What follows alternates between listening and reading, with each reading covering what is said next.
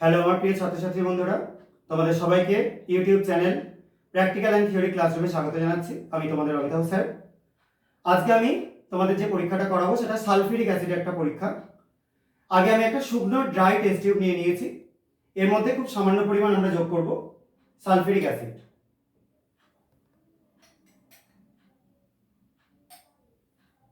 যেটাকে king of chemicals বলা হয়।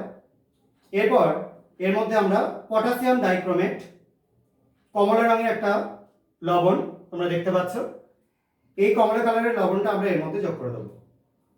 দেখো দ্রবণের বর্ণ আস্তে আস্তে কমলা হয়ে যাচ্ছে। এবার সামান্য আমরা হিট করব। এখানে স্পিড ল্যাম্প রয়েছে, তার সাহায্যে আমরা হিট করছি।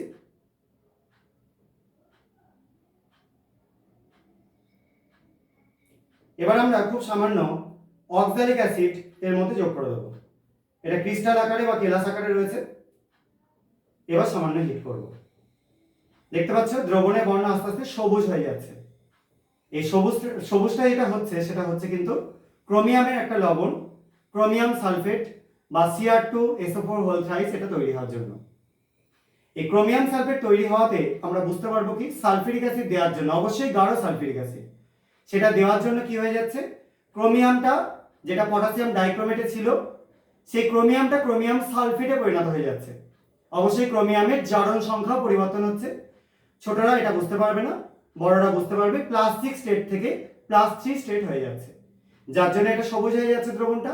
এবং এটা থেকে আমরা কিন্তু সালফিউরিক অ্যাসিডকে খুব সুন্দরভাবে শনাক্ত করতে পারি।